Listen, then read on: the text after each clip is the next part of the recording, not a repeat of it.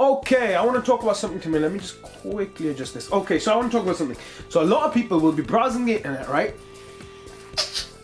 And you're gonna think, how do I stay safe on the internet, okay? To stay safe on the net, right, here's a few tips I recommend. I'm gonna cover just a few basic things that should hopefully help you to stay safe on the net. Okay, first of all, this recommendations, I am not gonna, that's it. I'm not sponsored by anybody, nothing, okay? That's out the way. I'm not getting paid nothing, right? I'm not making anything, okay? Just giving my personal thingy on what I think you should do to stay safe on the internet, okay? So, oh, my nose real quick, man, hold up. It's crazy, it's hay fever and stuff in the UK right now, man. Now let me explain something. When you use your internet router, okay, you gotta make sure you have WPA, at least minimum of security, maybe PA2, PSK or whatever, so have some good encryption. Why? Because WEP, right, Wi-Fi encrypted, whatever protocol, whatever you call it, is crackable, okay, with the correct approach. It's very easy to crack compared to the others. Make sure your password's good, but something preferably you can remember. Personally, mine's, I think, I don't know, what was it, a 10-letter word with a symbol and a letter and a capital. So have a symbol, letter, capital, and make it like 10 letters or something. I'd recommend above 8 letters or so, because have it above 8 letters or so, so do that. So okay, so anyway, what was I talking about? So security, let me see, AVG. If I type in AVG, oh, I'm not connected to Wi-Fi, give me a sec. Let me just connect to Wi-Fi real quick. Okay, so we're gonna go on AVG right now, and I'm using Chrome browser. Now, you can always get add-ons for stuff, okay, like firewalls, ad blocker, but if it's a YouTuber you like, you should watch the ad, you know, it helps them out, it makes them more content for you. I'm not, of course, it's your decision, do what you have to do. So, look, if I type in AVG, right, I click the link here, okay, the one before the ads. So, free download, powerful protection, blah, blah, blah, compatible with Windows 10, see features, so you can find out what it does. Sometimes, though, if you do FTP, or you do some kind of client, Wi-Fi connecting, this and that, antiviruses can block signals out. Let's say something try to connect to your PC via Bluetooth or something. It might not connect, and you might be like, whoa, what's happened? My network adapter must be messed up. So you go on the site to update your network adapter, your Bluetooth, but it doesn't connect. That's because your antivirus might be blocking it, okay? Sometimes it does that. It's not doing it, it's just trying to be cautious, because as I say, better be safe than be sorry, right? So, that's that. So AVG's one, Komodo's another one you could, Komodo, yeah, there you go. it's not double M, it's one M. So they've got antivirus, internet security, Komodo antivirus for complete virus protection. These guys are decent. Check them out. I'm not sponsored by any of these guys. Okay. Plus, I don't think if I was sponsored, they'd want me to give more sponsors to the other guys. For example, I'm going to say Kaspersky now, right? Kaspersky. Yeah, there you go. So that's Kaspersky. Okay. So this is another one antivirus you can check out. Check these guys out. Are they UK? I didn't know that. Is a multinational cybersecurity antivirus, blah blah blah. Look at Moscow, Russia, and operated by a holding company in the United Kingdom. So you know when it's Russian, because I swear Russian know their tech and security and hacking or something, right? So you know if it's Russian, that's going to be something good, right? And operate a holding company in the UK. UK is a strong country. I'm in the UK, so I might just say that, but no, that's not really why. So there's other ones. McAfee, Norton's probably good too. McAfee is probably your. I had a free trial on this PC with McAfee, and I swear it keeps protecting me even though I haven't renewed it.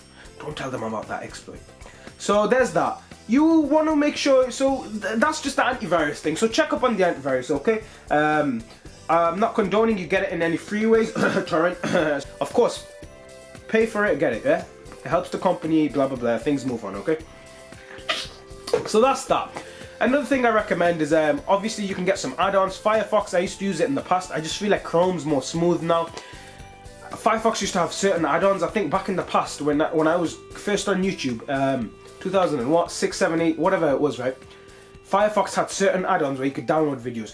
Now this is important. When you download stuff, make sure you always scan it. Sometimes they'll have Trojans in .exe files, okay? But probably any other files too. If one of these gets into your PC, I've seen it happen one time, okay? My cousin's PC got infected with a Trojan, and the screen just went red and it had this devil face or something on it. And for some reason, the only thing that would work was like paint and like these little like calculator and stuff. Nothing worked, and it was all messed up the PC, man. Whew. So yeah, you got to make sure that you get some antivirus. So antivirus first. Make sure you've set up your security at home router with high security. Make a good password. Same with the emails. You're using emails, I recommend Gmail. Gmail is generally good at filtering spam. However, hackers will use something called phishing. Now, it's not like Pokemon, throw a phishing rod, catch Gyarados. No. So what phishing is, basically, they'll set up some other kind of page, right, that looks exactly like a normal site page. E.g., let's say a hacker has a PayPal, but usually the extension of this PayPal, they'll say paypal.co.uk or and maybe some other stuff after, or whatever, right? They will send you an email that looks authentic, right? Looks like PayPal sent me it. Whoa, PayPal sent me it. Am I debt free? PayPal will send you they will send you an email, the hacker, cyber criminal, whatever you want to call them, and they'll go to your email, right? I don't know how they do it. I believe they get like a mailing list or something, and then I think they email bomb everybody or something.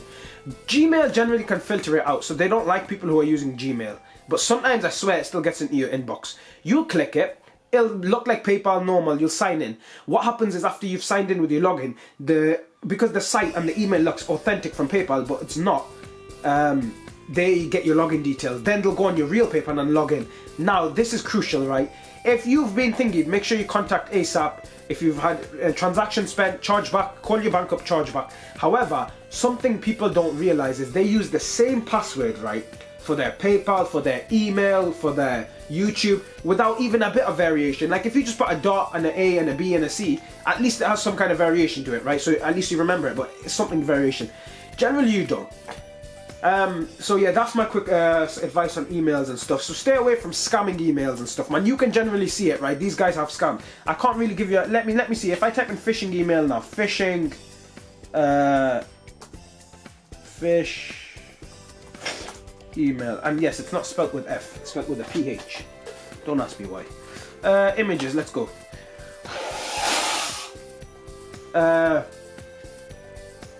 So let's see, let me find one. Let's go on Amazon, okay? Generic non-personalized greeting. Yeah, there you go. Dear client. So Amazon, I swear they don't send you stuff like this anyway. We have sent you this email because we have strong reason to believe. Look, they didn't even spell believe right. Look, let me show you. Look at the mouse. You see there? Wait, let me open the image. Maybe it'll look better if I click open a new tab. What the hell? Hold up, man. Why is this stuff so long to load sometimes? Okay, there you go. Let's go on this black screen. Looks better. So there you go. You see where it says believe, where my mouse is highlighting? They haven't even spelled believe right. Now, it is, I have seen, very odd occasions, I've seen some sites, right, where the spelling error, because they have professionals do their websites and everything. If you see a spelling error on one of these, that's like a 80% red flag right there, right? So it probably is a phishing email. If you find any other sign, 100% phishing email. And as I said, better be safe than sorry. Don't click the links on your email. Go on your iPad and actually visit it from Google Chrome or Safari or whatever you gotta use, right? To confirm your identity with this, click the link below. So now look at this, HTTPS, Amazon.com. They did some kind of, they like made a site, and it's for somehow they got the Amazon URL, right? They put it in your email. Then it goes XXX Obidos. What the hell does that even mean, man?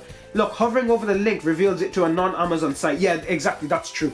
When you right-click a link and you copy it, and then you can paste it in your URL, but don't visit it. Don't click enter. Or if you just hover over it, it will show sometimes the URL, and that you'll know it's a phishing email, it's a scam email. So that's just one thing I was just trying to explain. So now for buying online, look, this is important, right? Let me show you guys some. Okay, so basically what I was going to say was, so when you're purchasing things online, what have I covered so far? Wi-Fi security at home. Make sure you don't let random people access. The 20 minutes on a football day, if you're near a stadium, right, and you leave your Wi-Fi with no security, right? I don't know why. Sometimes it can slow, network towers, whatever. Someone's gonna access it, hack everything, and just jeopardize everything, and you don't want that happening, okay?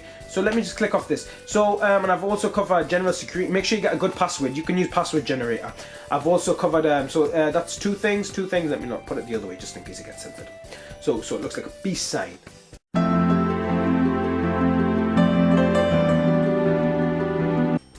So two things right there. Third thing you want to make sure is, what was I talking about? Get yourself an antivirus. Even AV, anything, man. AVG, anything's better than nothing, right? Stop some basic stuff out. And obviously the advanced Trojans and stuff will probably get stopped out by Komodo and Kaspersky and Etika. So there's that. I was talking about emails, and don't click these random emails and stuff, man. Always verify this stuff. If you're not sure, call the company up, because every year, man, millions, banks are losing gazillions to cybercrimes and stuff. And don't enter certain details on pages, man. Here's a quick tip. If you're banking, so fifth tip, banking, right, online, make sure you've set it up with that, let me show you. I have a Barclays card reader, right? Can you see it?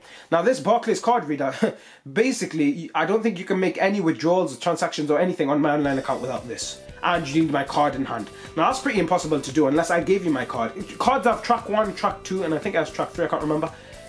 Basically your PIN, your blah blah blah. With certain devices, they can swipe it and get all your details pinned. However, banks are coming out with security measures, SMS text messages, because that's obviously hard to get. Because if someone uses your account, it'll come to your. So make sure you set up text messages to your phone or somebody's phone you trust or something. Get yourself a card reader, set it up your highest security. So basically, even if they've got all your details, there's some way they're going to get jeopardized from doing something. You do not want your money getting stolen, man. Too much BS already in the world, okay? So yeah, I was talking about that. So online banking can be safe. So if you're scared and you're thinking online banking you want to do, don't worry, man, it can be safe, okay? So now let's go on something else I want to talk about. There's something called Verified by Visa. So when you're online shopping, and MasterCard Secure Code and maybe some other stuff, okay? But those are like the two very popular ones. I'd say Verified by Visa is slightly more is slightly more popular, because Visa, I'd say about 60% of the world have Visa and the other 40% MasterCard, if you look at it how I'm saying. Obviously people are American Express and stuff. Yes, during the American Express, I don't think they've got any spending limits on them generally, but some people will. I think what hackers will do is spend like a really low amount, you won't notice it as you go through your day. And because it's been spent, it kind of builds like a history kind of thing, so your bank, the algorithm won't flag it. Then what they'll do is spend a huge amount, maybe on a holiday or something, and you might not notice it because you're like, yeah, let me go on a spending spree. Maybe you're a wealthy businessman, businesswoman, right? Whatever. And then what happens is, money's money, man. It's still your earnings, you know. So it's obviously it's BS when something like that happens to you, but they'll basically use your stuff. And then what happens is, because it's the holiday season, your bank your algorithm might be, I'm not going to say it's less, but it just might not flag it because they'll be like, what, it's holiday season? What are these $5,000 purchases? Doesn't matter, okay. Next thing you know, I'm in debt, and then your wife leaves you, or whoever leaves you, even your husband can leave you, man. Okay, so once you so Verified by Visa. Now this is important. Let me explain this to you. Once you've signed up, verified. This is for online purchases. So if you purchase online, if you got a MasterCard, then go on a MasterCard Secure Code. Okay, don't type that in. MasterCard. There you go. I typed in MCSC. But it didn't come up, I guess. So yeah, it's pretty much the same thing. So go on that site to check that out. But I'm going to go cover the Verified by Visa one. Pretty much the same thing. So Verified by Visa gives you extra protection and peace of mind when you're shopping online. Just so you know, I'm reading this line here. Let's read together. Once you've signed up, you'll be protected whenever you make an online payment with your Visa card at any of more than 300,000 websites across Europe. Register your personal message, the message her when you sign up for Visa, and that only you and your bank know about. This shows that the security screen you're seeing is genuine. Then you'll be asked to enter your Verified by Visa password. So even if somebody got your card and purchased online, I think there's a limit. So if they go above like £250, 300 euros, 250 euros, whatever, Verified by Visa will kick in. So when it comes just before the confirmation screen, it'll come up and it will ask you your Verified Visa password. Now it is possible they can get that and or reset it, but then I believe it starts asking you like questions of your life. Now some stuff hackers can't find online, such as previous addresses. They can just use what was the site called, man? What's that site where people can find other people's addresses and stuff, man? I don't know what you call it. Intellius, was that what it was called? Intellius. Background check. So yeah, Intellius. There's more than that, man. What was F? There was another one. White Pages, I think, UK or something.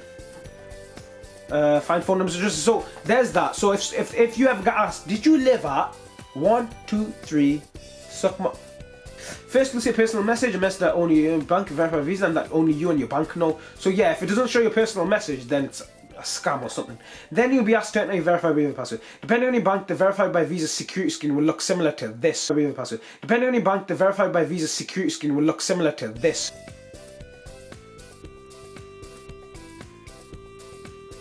So let's see. So yeah, your bank's logo, the retail shop, today's date, blah blah blah. Okay. So Verified Visa not only protects your card against unauthorized use, it also means you can have confidence that the online retailer that you are buying from has made your security a priority. Verified Visa is provided by Visa. What? Oh yeah. The world's most trusted electronic business. I know this video is probably dragging a bit, but man, better be safe than sorry, trust me. These are just some basic steps you can take. I'm going to cover some more stuff in a bit. How to use Verified by Visa. Very easy, just adds one extra process for paying something. Your Visa card will continue with just as it does. Yeah, that's true. It's not going to jeopardize anything, okay? So yeah, shopping online Verified by Visa. There you go.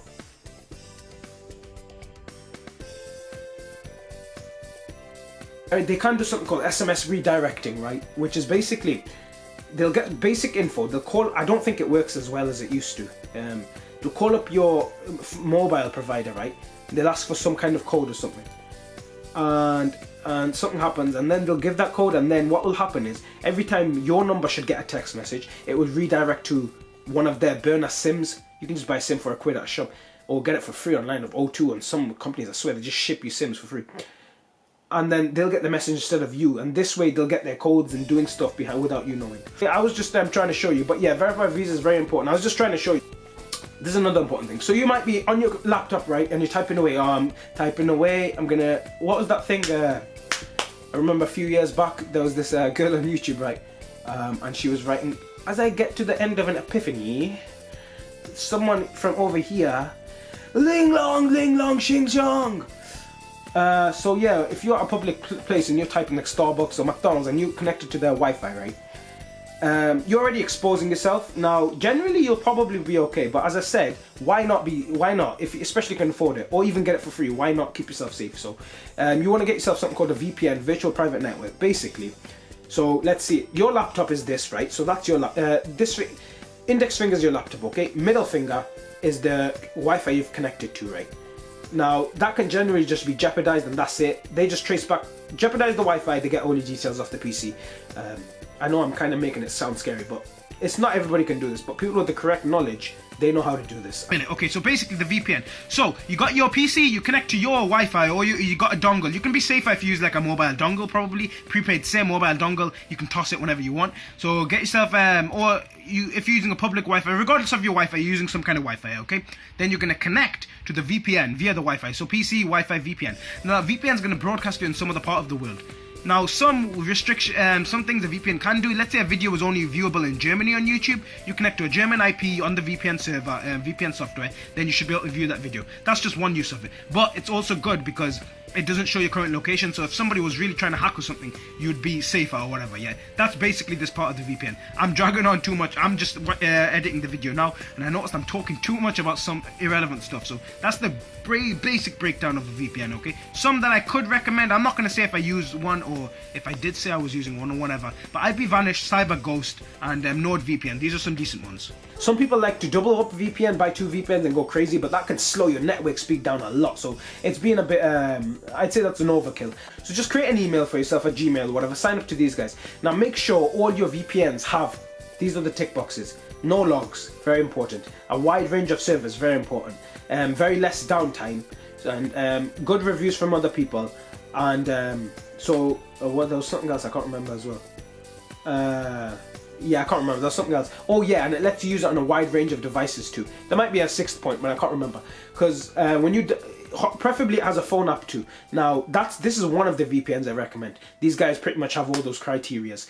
No logs is very important. I believe there was a VPN a while ago, I'm not going to say any names, that leaked one of their users' information. I believe that user was doing some dodgy stuff, like he had heavy traffic on the Tor network or something, and he was buying drugs or something, but he is constant or something, and the police were looking for him. So this certain VPN sold his login information and stuff out.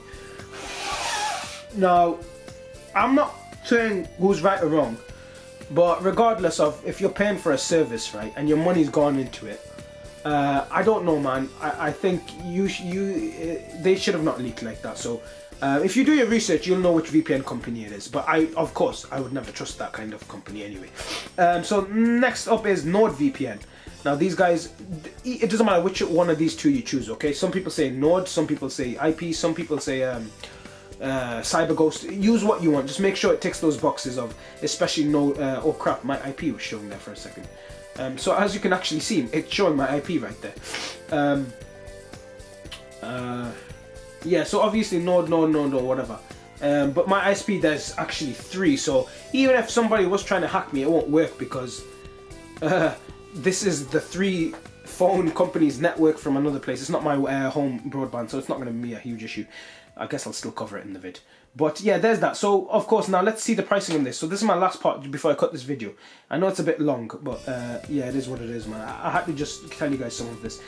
So most popular plan, 2-year plan. So you would be paying 17. Read this. Sometimes it gets confusing. You're like, whoa, $3.29 only.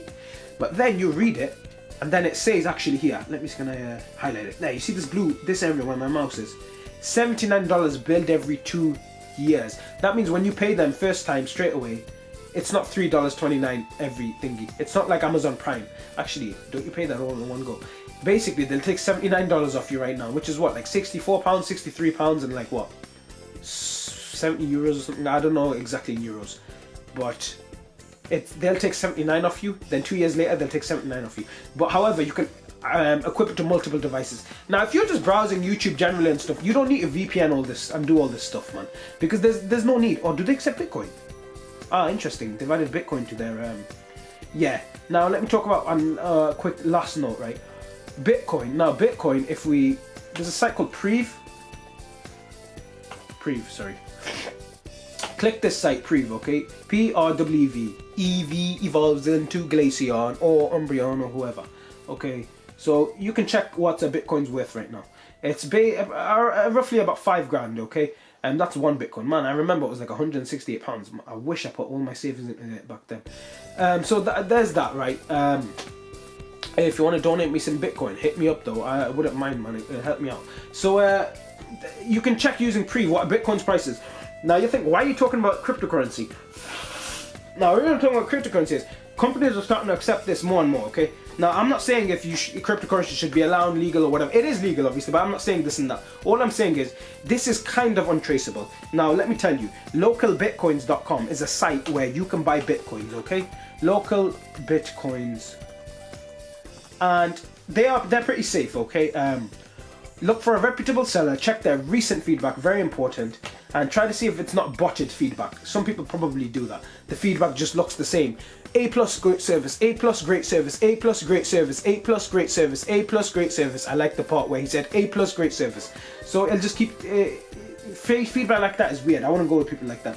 So let's see. Now national bank transfer, I'm not going to obviously do one of you, but let's see. Let's go on, so look for a good pricing one, okay? Somewhere within your limit. So £20 limit. That means the minimum you can buy off this person is £20. The maximum is, wow. So 150,000 pounds, okay? So let me click Skeggy UK, okay? Number of trades, blah, blah, blah. So this guy's had a reputation of, how long's he been trading for? I can't create it, first purchase. So quite a while, like 2 years, 3 years, 4 years, whatever. So this person seems reliable. Let's see. Good, very nice person, fast trades, another fast trade, thanks. And of course you can check their other feedback out too, so you'll know. Now a bank transfer like this is basically you have to log in online, and then they'll give you their account details. You transfer the bank into them, then they'll release the bitcoins from their end into your local bitcoins account. Now once you've got bitcoins, you can make purchases where eligible to do certain things. However, what I recommend you to do instantly is tumble your bitcoins. Tumble basically means, because Bitcoin, using the blockchain, right? Blockchain Bitcoin, using clever FBI, they can actually trace where purchases and stuff were made from, okay? Now I'm not sure how they do it, but they do it somehow, right? Oh yeah, store your Bitcoin on a was it called a cold wallet? Basically something removable. You can use a Trezor.io. Let me show you Trezor.io, that's what I recommend. Trezor,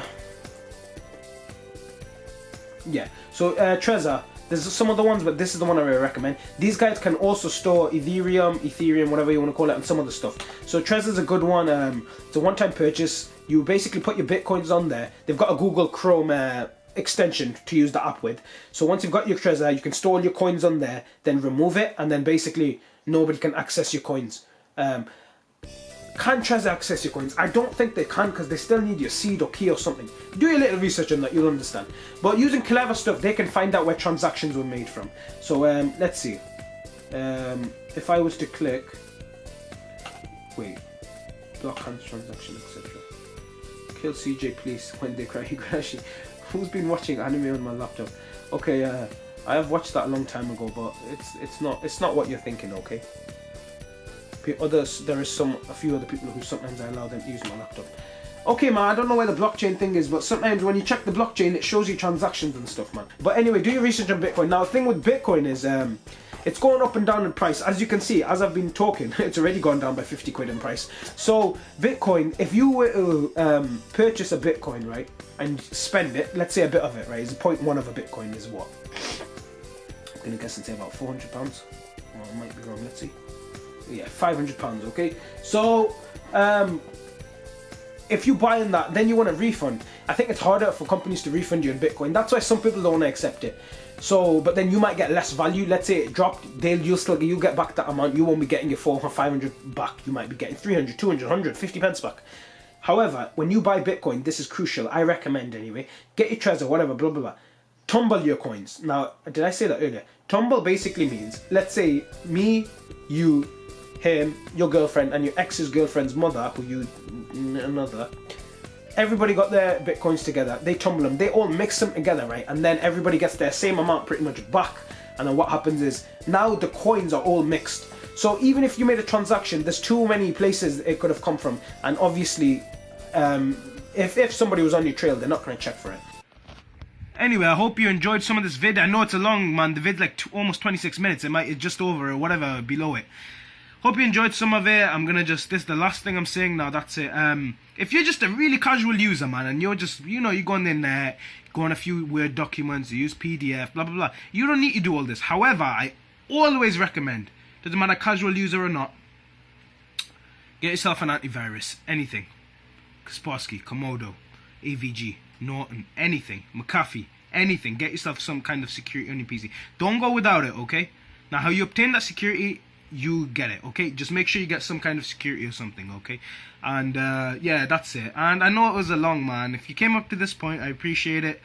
Hopefully you learned something new. And as on the cryptocurrency side, I know I was talking thingy blah blah blah, but that's not really to do with internet security too much when I think about it. I guess I just added that on for, I was kind of bored or something. So yeah, I'm gonna end this video here, and yeah, hopefully you sub other videos, and I'll try to be getting more vids out, man. It's just, man's been busy, man's been busy at doing certain activity. Man's been busy, man.